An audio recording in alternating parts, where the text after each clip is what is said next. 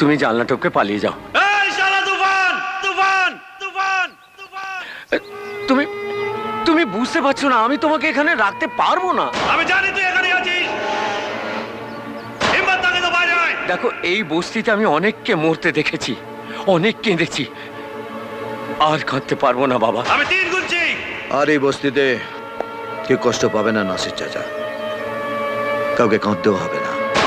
1 আল্লাহর অভিশাপের খাতা থেকে তোমাদের নামটা কেটে তার আশীর্বাদের খাতায় তোমাদের নামটা লিখে দেব।